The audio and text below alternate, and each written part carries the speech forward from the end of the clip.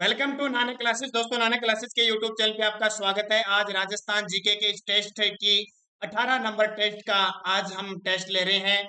रोजाना live test शाम 8 बजे। हमारे सवाल आपके जवाब में इतिहास, भूगोल, कला, संस्कृति और पॉलिटिकल के प्रतिदिन 50 क्वेश्चनों का ये वीडियो।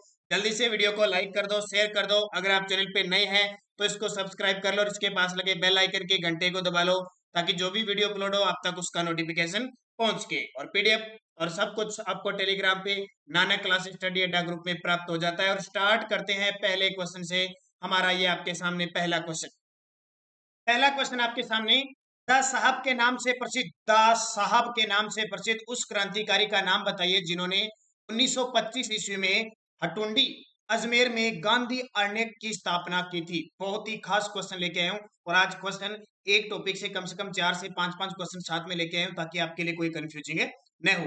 दास साहब के नाम से प्रसिद्ध उस क्रांतिकारी का नाम बताइए जिन्होंने 1925 ईस्वी में हटुंडी अजमेर में गांधी अर्नेट की स्थापना की थी। अर्जुनलाल सेठी, हरिबाबू उपाध्याय, ज्वाला प्रसाद या सागरमल गोपाल। तो सही जवाब आपके सामने कमेंट में जवाब देना है। बहुत ही शानदार तरीके से आप वीडियो को एक तो लाइक कर लिया करो, शेयर किया करो ज्यादा से ज्यादा, ताकि हम कम से कम 100 विद्यार्थियों को जोड़कर चले। हर रोज लाइव 100 विद्यार्थी जोड़ने का टारगेट ये आपके काम है। मेरा रोज को आपको रोज वीडियो देने का काम मेरा है। तो इसका उत्तर हो जाएगा हरिबाबू उपाध्याय ने हटुंडी अजमेर में गांधी अर्नेट की स्थापना 1925 में की थी। दूसरा क्वेश्चन देखिए, लोकनायक के नाम से प्रसिद्ध किस क्रांतिकारी ने 1934 में जोधपुर प्रजामंडल की स्थापना की थी? लोकनायक, लक्कड़ फक्कड़, ठीक है, मारवाड़ का गांधी, जिसने 1934 में जोधपुर प्रजामंडल की स्थापना की थी? जयनारायण व्यास, सागरमल गोपा, गोपाल सिंह खरवा या ज्वाला प्रसाद? ठीक है, उत्तर क्या हो जाएगा? सामने पढ़ा है आपके सामने, सीधा सीधा क्वेश्चन है। जयनारायण व्यास। और इसकी जी अध्यक्षता की थी जो पहली, वो भंवरलाल सराफ ने की थी। अच्छा, गोपाल सागरमल गोपा कहाँ के हैं? जैसलमेर के क्रांतिकारी थे। और सशस्त्र क्रांति के जनक गोपाल सिंह खरवा को कहा जाता है। राजस्थान में स्वतंत्रता संग्राम के भामाशाह के नाम से प्रसिद्ध क्रांतिकारी है। राजस्थान में स्वतंत्रता संग्राम के नाम से प्रसिद्ध क्रांतिकारी सेठ दामोदर दास राठी, आत्मारंग पांडुरंग, निजामुद्दीन उस्ता या मोहम्मद नैन्सी या मोहनोत नैन्सी? क्या जवाब हो सकता है? स्वतंत्रता संग्राम का मतलब आ जाता है 1857 की क्रांति। तो भामाशाह के नाम से प्रसिद्ध तो कौन है? सेठ दामोदर दास राठी। राजस्थान के 1857 की क्रांति के भामाशाह किसको कहते हैं? दामोदर दास राठी को। और भारत में 1857 की क्रांति का कहते हैं अमरचंद भाटिया को। याद रखना, देखो कितने, अमरचंद भाटिया का संबंध भी राजस्थान से है, लेकिन राजस्थान के जो 1857 की क्रांति के भामाशाह थे वो दामोदर दास राठी थे। अगला देखिए, मैं प्रतिज्ञा कर चुका हूं कि अंग्रेजों को भारत से निकाल कर दम लूंगा, यह कथन किसका था? मैं प्रतिज्ञा कर चुका हूं कि अंग्रेजों को भारत से निकालकर दम लूंगा। आपको पता है क्रांतिकारी थे और खून उबाले खाता था। और बहुत सारे क्रांतिकारी ऐसी बातें कह देते थे कि जब तक मैं दम नहीं लूंगा, तब कब तक? जब तक मैं अंग्रेजों को भारत से बाहर नहीं निकालूंगा। तो ये बात स्वामी कुमारानंद ने कही थी, दामोदर दास राठी ने कही थी, विजय सिंह पथिक ने कही थी, अर्जुन लाल सेठी ने कही थी। तो इसका जवाब हो जाएगा स्वामी कुमारानंद ने कहा था। राजस्थान में क्रांति के लिए आधारभूत भूमि तैयार किसने की थी? डूंगरजी जवाहर जी ने, प्रताप सिंह बारट ने, श्यामजी कृष्ण वर्मा ने या दामोदर दास राठी ने? राजस्थान में क्रांति के लिए आधारभूत भूमि किसने तैयार की थी? इसका जवाब आपको देना है। बहुत ही खास क्वेश्चन है आपके लिए। राजस्थान की बात कर रहे हैं और ऐसे शख्स जिनका नाम है श्यामजी कृष्ण वर्मा। किसने? श्यामजी कृष्ण वर्मा ने राजस्थान में क्रांति के लिए आधारभूत भूमि तैयार की थी। ध्यान रखना, हालांकि इनका संबंध राजस्थान से नहीं है। इस युवक ने 23 दिसंबर 1912 को दिल्ली में जब वायसराय जुलूस में हाथी पर सवार होकर चांदनी चौक से गुजर रहा था, उस पर बम फेंका था। इस युवक ने 23 दिसंबर 1912 को दिल्ली में जब वायसराय कौन थे? लॉर्ड हॉर्डिंग्स जुलूस में हाथी पर सवार था और चांदनी चौक से गुजर रहा था, तब बम किसने फेंका? जोरावर सिंह ने, भूप सिंह ने, प्रताप सिंह ने या विजय सिंह ने? कितना इंपॉर्टेंट क्वेश्चन है आपके लिए, जल्दी से कमेंट में जवाब दीजिए। तो सही जवाब इसका हो जाएगा जोरावर सिंह बारट, जो केसरी सिंह बारट के भाई थे। ठीक है, जोरावर सिंह बारट, जिसको राजस्थान का चंद्रशेखर कहते हैं, भूमिगत हो गए थे। बंदा बिरागी के नाम से ये अपना जीवन यापन किया था। भूप सिंह, जिनका जो विजय सिंह नाम से बाद में जाने गए। जैसलमेर का 1550 ईस्वी का अर्धसाका किसके आक्रमण के कारण हुआ? जैसलमेर का 1550 ईस्वी का अर्धसाका किसके आक्रमण के कारण हुआ? फिरोज तुगलक ने आक्रमण किया था, या अकबर ने किया था, अलाउद्दीन खिलजी ने किया था, या अमीर अली? अब इस क्वेश्चनों पे तुक्का नहीं लगाना है। अब चारों शासकों को देखो और चारों शासकों में 1550 का संबंध, 1550 में कौन शासक हो सकता है, ये बात देखो आप। ऐसे नहीं तुक्का लगा दिया अकबर था, अलाउद्दीन खिलजी। ये सोचो कि 1550 के पास कौन सा शासक था, नहीं था, इसका आपको देखना है। तो देखो, फिरोज तुगलक तो नहीं था, अकबर भी नहीं था, 1556 में गद्दी पर बैठा था, अलाउद्दीन खिलजी भी नहीं था, तो अमीर अली था। कौन था? अमीर अली। इसने आक्रमण किया। अर्ध शाके का मतलब क्या होता है कि केसरिया तो हुआ लेकिन जौहर नहीं हुआ। कौन शासक थे जैसलमेर के? राव लूणकर्ण शासक थे। राजस्थान के किस किले में 99 बुर्ज है, यानी 99 बुर्ज है? ऐसा एकमात्र सब सर्वाधिक बुर्ज है ये। राजस्थान के किस किले में 99 बुर्ज है? आमेर के किले में, जैसलमेर के किले में, कुंभलगढ़ के किले में, या बालादुर्ग में? और ये दुर्ग का टॉपिक मैंने बढ़िया तरीके से आपको बता दिया, शायद आपकी दिक्कत नहीं होगी। सही जवाब क्या हो जाएगा? जैसलमेर के किले यानी स्वर्णगिरी के अंदर 99 बुर्ज है। सीधा सीधा बता देता हूँ, क्योंकि इस वीडियो का नाम ही हमारे सवाल आपके जवाब है, क्योंकि 9 बजे का वीडियो आज 1857 की क्रांति का आने वाला है। भगत नागरीदास का वास्तविक नाम क्या था, जो किशनगढ़ के शासक थे? भगत नागरीदास का वास्तविक नाम क्या था, जो किशनगढ़ के शासक थे? कितना इंपॉर्टेंट क्वेश्चन है। नागरीदास के नाम से वो कृष्ण भक्ति के इतने लीन हो गए थे कि राजपाट छोड़ दिया था। वो किशनगढ़ के शासक थे सावंत सिंह, जिसके समय में बड़ी ठनी चित्रशैली का उद्भव होता है। सूफी संत ख्वाजा मोइनुद्दीन चिश्ती किसके शासन काल में अजमेर आए थे? ये क्वेश्चन मैं आपको बहुत बार बता चुका हूँ। सूफी संत ख्वाजा मोइनुद्दीन चिश्ती किसके शासन काल में अजमेर आए थे? अजयपाल, पृथ्वीराज द्वितीय, गोविंदराज, या अर्णोराज? उस समय कौन शासक थे जिनके समय ख्वाजा मोइनुद्दीन चिश्ती 1192 में भारत आए मोहम्मद गोरी के साथ? ये भी बता देता हूँ। तो मोहम्मद गोरी का नाम आते ही आपके दिमाग में आएगा पृथ्वीराज तृतीय। कौन पृथ्वीराज तृतीय था?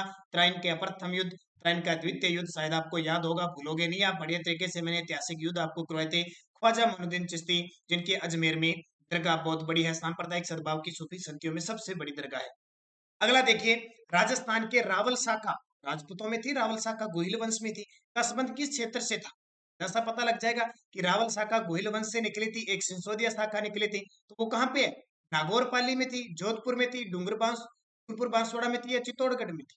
बहुत ही आसान सा क्वेश्चन आपके लिए। और रावल शाखा का अंतिम शासक रावल रतन सिंह था, और चित्तौड़गढ़ था। चित्तौड़गढ़ का 1303 ईस्वी का शाखा, शायद याद है आपको, लगातार जो जुड़ा हुआ है उसको तो सब याद है।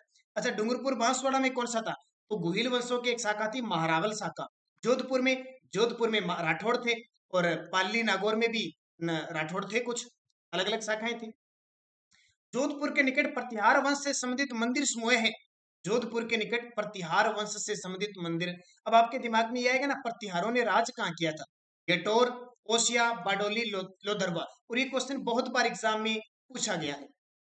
प्रतिहार वंश के शासकों ने ओसिया जोधपुर में जैन मंदिरों का निर्माण करवाया था। बहुत खास है, सीधा सीधा एग्जाम में आता है। मारवाड़ का कौन सा क्षेत्र जैन मंदिरों के लिए प्रसिद्ध है? हालांकि पाली सिरोही के अंदर भी खूब जैन मंदिर है, लेकिन ओसिया के जैन मंदिर प्रतिहार शैली में बने हुए हैं, और खास करके वत्सराज शासक आए थे, उनके द्वारा बनाया गया।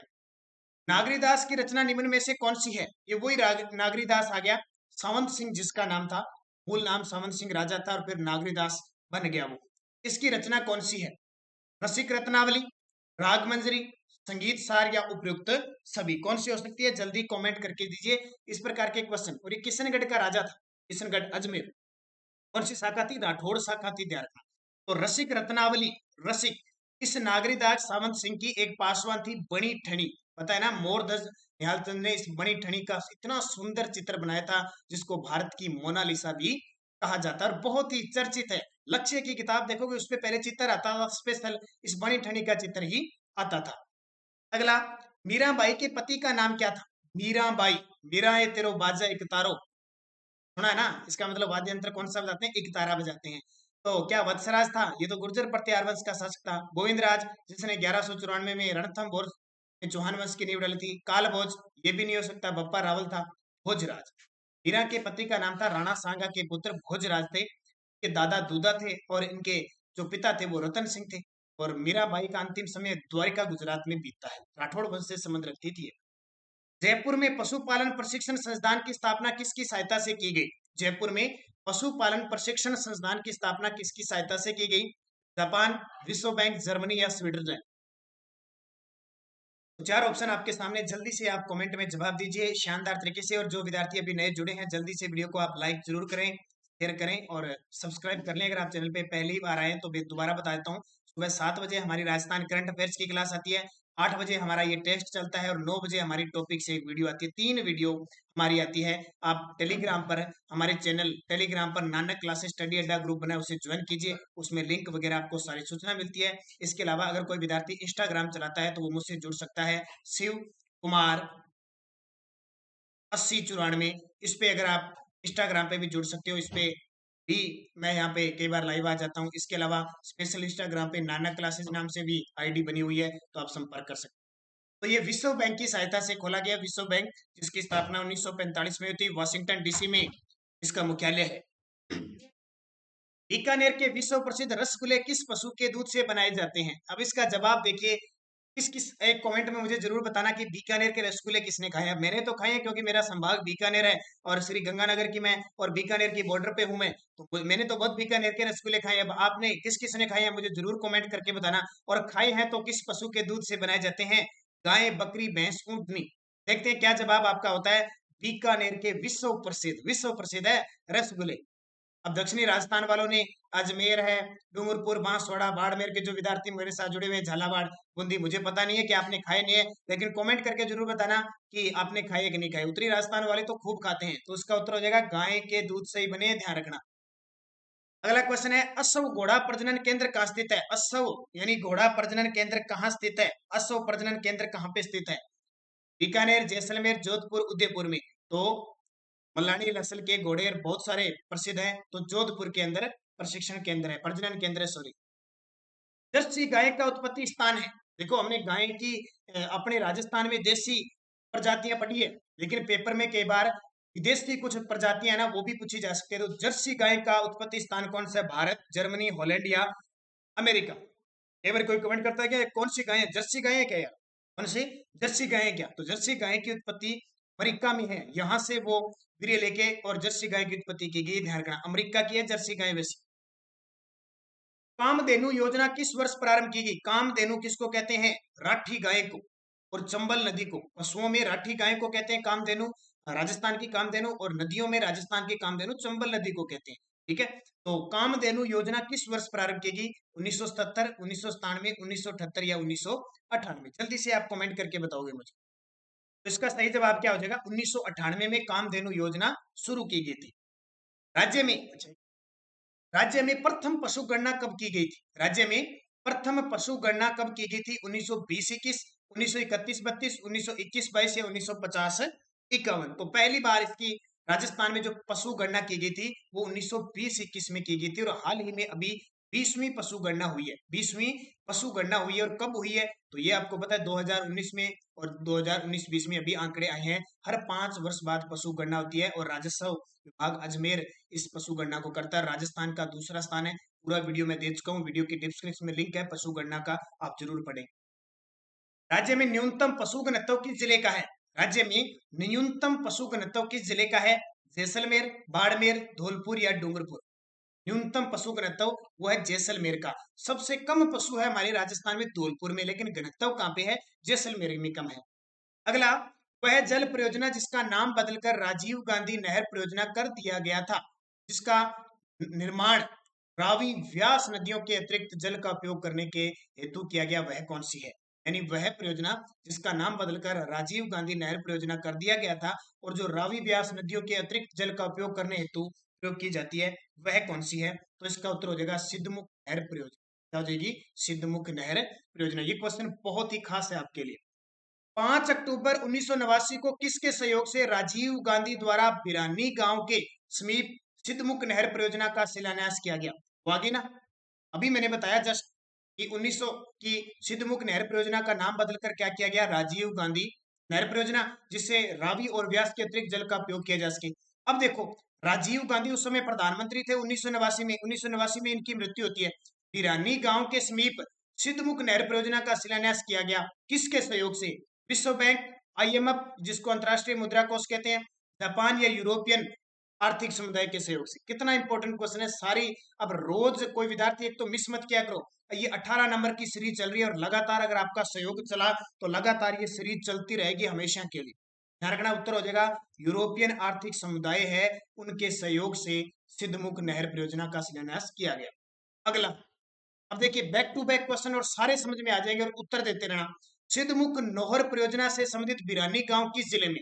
अभी बताया, राजीव गांधी ने 1989 में यूरोपियन आर्थिक समूह की सहायता से बिरानी गांव में सिद्धमुख नहर परियोजना का शिलान्यास किया, लोकार्पण किया।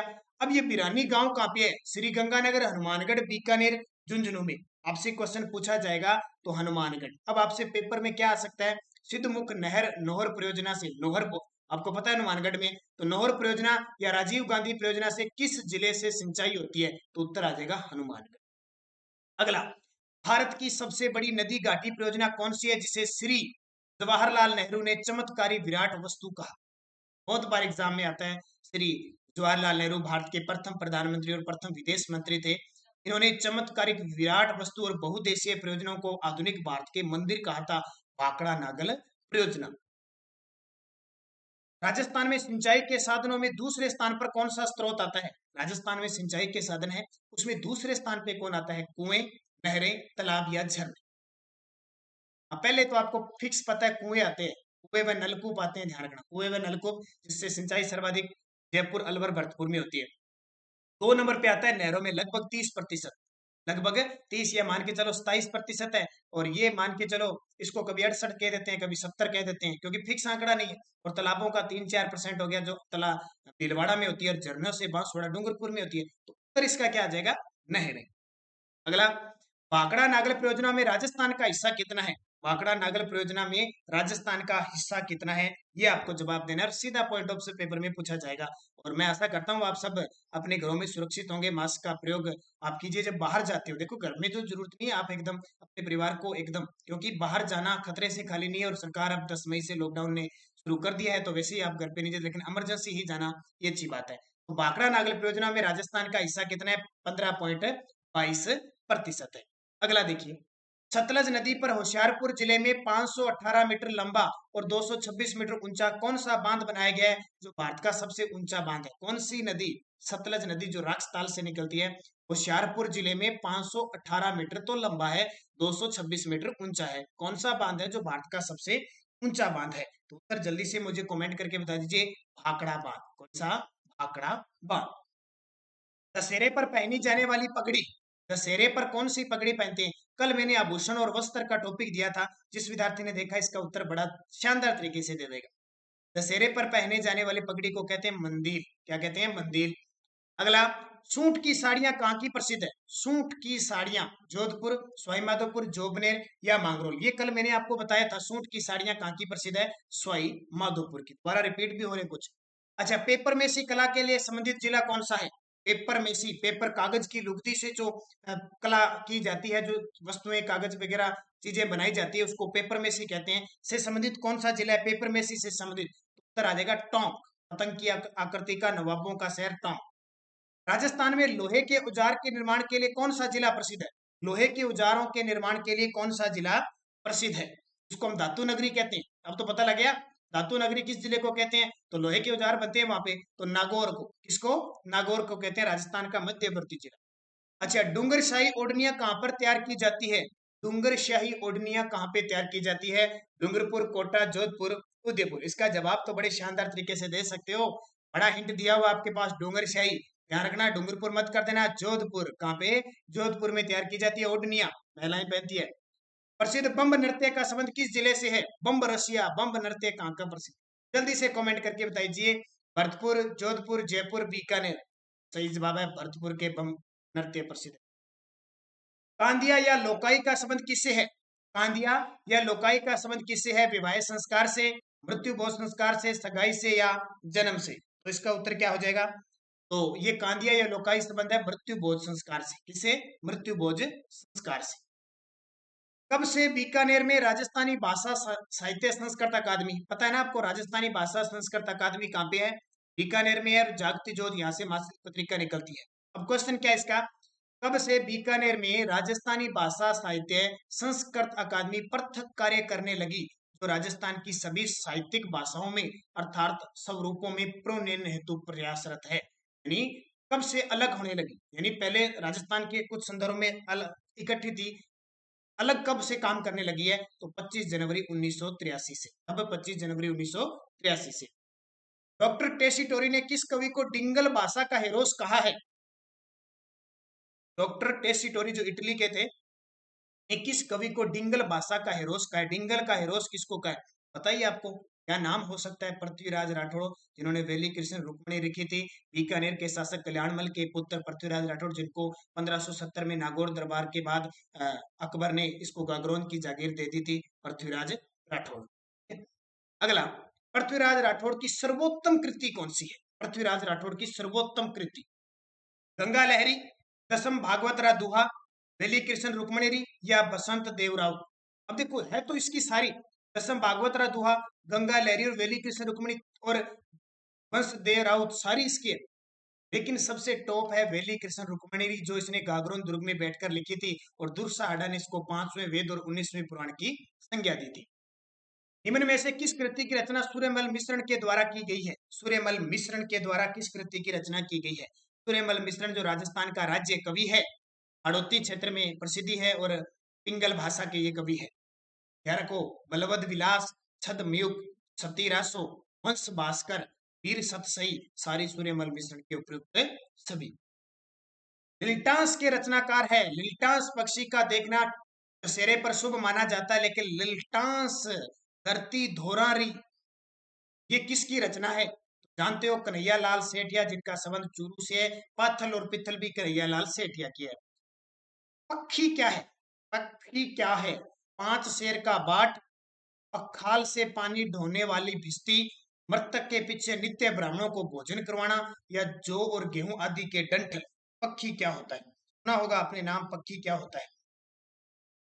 तो ये मृतक के पीछे नित्य ब्राह्मणों को जो भोजन करवाया जाता है ना, उसको पक्षी कहते हैं। अगला, जूते बनाने वालों से लिया जाने वाला कर क्या कहलाता था? पहले राजा महाराजा सबसे कर लेते थे, किसको नहीं छोड़ते थे। जूते जो बनाते थे ना, चौमार जिसको कहते हैं, उनसे कौन सा कर लिया जाता था? जूते बनाने वालों से, ध्यान रखना, पग रखो पग रखो पग रखो कर लेते थे उनसे। किसी देवता या पीर के सोने चांदी या पत्थर आदि पर जो पद चिन्ह को क्या कहते थे? किसी देवता का या पीर का सोने चांदी का या पत्थर पे कोई चिन्ह होता था, उसको क्या कहते हैं? तो पगलियो। क्या कहते हैं? पगलियो। अगला देखिए, देखो सारा कॉम्बिनेशन है मेरे पास, हिस्ट्री, ज्योग्राफी, कल्चर और पॉलिटिकल, सबका कॉम्बिनेशन लेके आऊं। गांव या नगर के बाहर कन्या पक्ष की ओर से की जाने वाली बारात की आगवनी क्या कहलाती है? गांव या नगर के बाहर, आपको पता है जब बारात आती है तो कन्या पक्ष के पंडित और पिता वगैरह आगे पहले जाते हैं ना सामने। बारात की आगवनी क्या कहलाती है?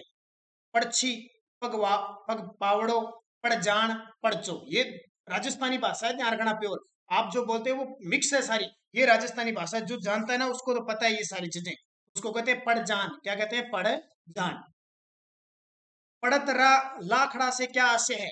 परतरा लाखड़ा से क्या आशय है? राजा या सामंतों की उपपत्नी होती थी, पेड़ियों वाली तापिका होती थी, या जागीरदारों द्वारा किसान से लिया जाने वाला कर होता था, यह उपयुक्त सभी। क्या होता था? तो जागीरदारों द्वारा किसान से कोई कर लिया जाता था, ठीक है, विशेष कर आता था, किया जाने वाला विशेष कर, उसको पड़तरा खालड़ा कहते थे। बादशाहों की जनानी ड्यूटी पर पहरे का कार्य, काली काली एक मुसलमान जाति कौन सी है? बादशाहों की जनानी ड्यूटी पर पहरे का कार्य करने वाली,